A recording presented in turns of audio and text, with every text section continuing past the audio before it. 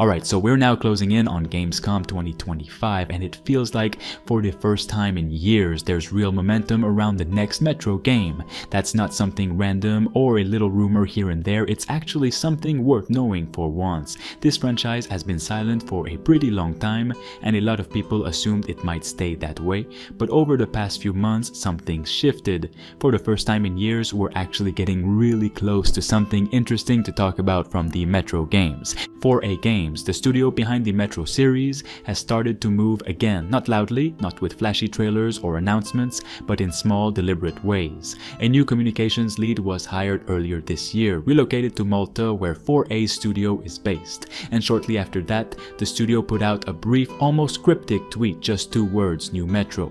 It wasn't attached to a video or a logo or even a hashtag, but that one post lit up forums, discords, Reddit threads. People noticed, and the reveal is, there's also been a noticeable shift in how the developers themselves are speaking publicly. In scattered interviews, AMAs, and Q&As, senior writers and leads at 4A have started talking differently.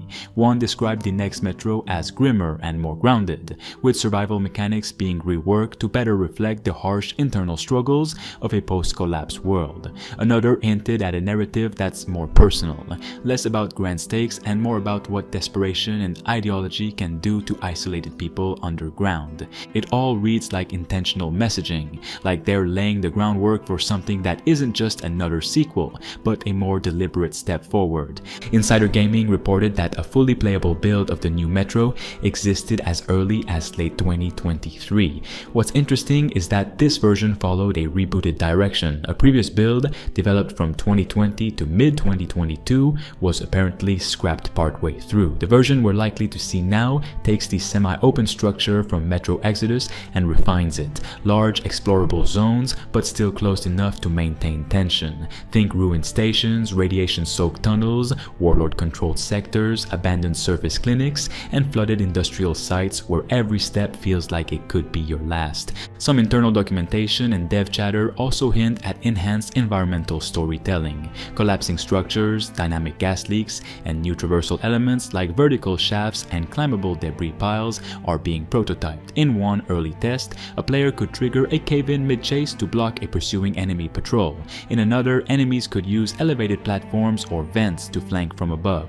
The world isn't just reactive, it's unstable, and that fits the mood this series is known for. As for the story, it's looking more and more likely that we're moving on from Artyom. Several credible sources have indicated that the next game features a new protagonist, a shift that opens the door for fresh emotional territory. Artyom's story arc wrapped up in Exodus, and while he's still part of the universe, the focus seems to be shifting toward new characters, new motivations, and different moral frameworks. It's a risk, but also a chance to tell a story that isn't burdened by previous choices or expectations. Leaked outlines have mentioned a focus on Hansa, the authoritarian faction that's long been part of the Metro lore.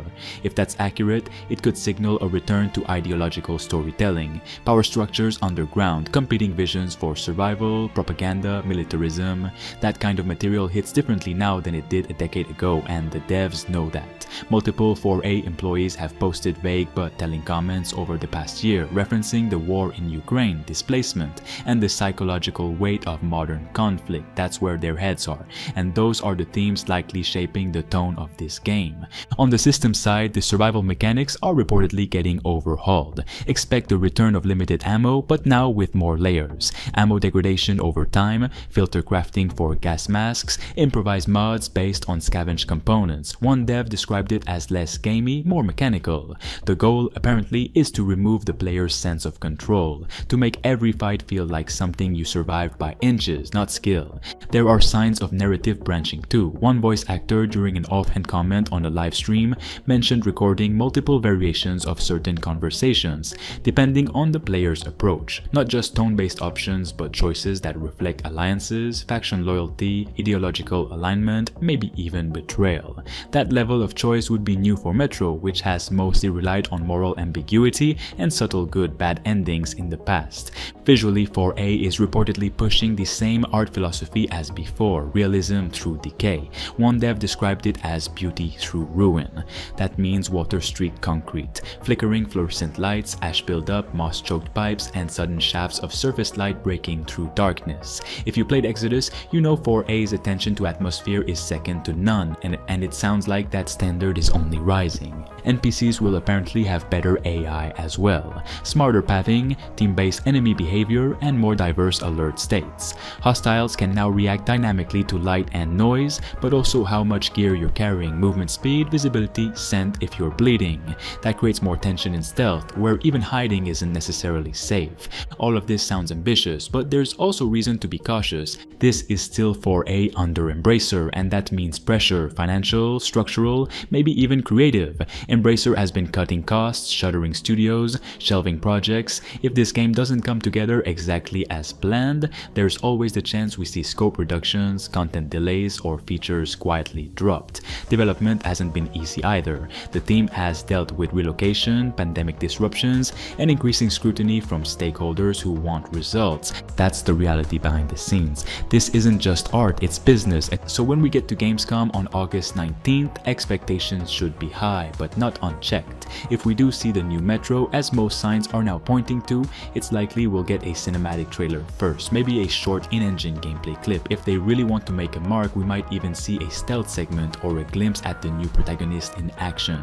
But whatever they show, it needs to carry weight, not just visuals, tone, direction, purpose. Because the players who've been waiting for this game, they've stuck with Metro because it offers something different, not just shooting, not just story, but atmosphere, the kind of bleak, heavy quiet you can't fake. If this game captures even a fraction of what made 2033 and Last Light special, and combines it with modern survival design and player-driven story branches, then 4A could be sitting on something huge. And maybe that's the real pressure surrounding this new Metro. It's not just about nostalgia or filling a gap in the release calendar, it's about trust. Metro fans have been patient, but they've also grown more critical. We're in an era now where flashy trailers and impressive tech aren't enough. People want substance, they want a game that understands the DNA of what came before, while evolving it, not diluting it. And for Metro specifically, that's a thin line to walk. It's always been a niche franchise in terms of sales, but one with a fiercely loyal following because of its identity, because it didn't try to be like everything else. If this new entry veers too far into mass appeal, if it abandons its slower pacing or sacrifices immersion for features that don't belong, then it risks losing the very thing that made it worth caring about in the first place. Until then, all we can do is wait. We're definitely getting closer, we've got the pieces, and if it's happening probably soon. Let's see what they can bring to the table.